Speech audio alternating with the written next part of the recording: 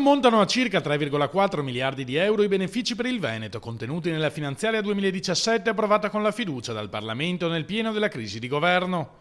A diffondere il dato il senatore PD Giorgio Santini, autore di un approfondito studio sulle ricadute della manovra nel nostro territorio. Questa è una buonissima legge di bilancio ed è molto buona soprattutto perché parla a tantissimi problemi che il nostro Paese ha. Con questo ovviamente non voglio dire che non ce ne siano ancora tanti da risolvere problemi, però ci sono dei passi avanti molto importanti. Noi abbiamo fatto dei conti precisi relativamente ai singoli provvedimenti. Tra i benefici fiscali vi sono la diminuzione dell'Ires per 77.000 imprese venete, gli incentivi per l'alta tecnologia che faranno risparmiare circa 360.000 euro in 5 anni per ogni milione investito, il credito d'imposta per la ricerca che dovrebbe superare i 300 milioni nella regione.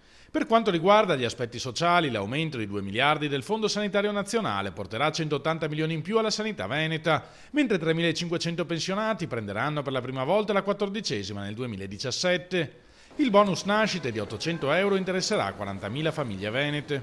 Siamo ancora in grande difficoltà, lo sappiamo, però ci sono alcuni passi concreti. Il 2017 sarà molto importante perché questi provvedimenti, che valgono complessivamente 25 miliardi, di cui dicevo 3 per il Veneto, possono dare effettivamente una mano, un respiro ad aziende, famiglie, persone per vivere meglio di quanto si è vissuto in questi tempi.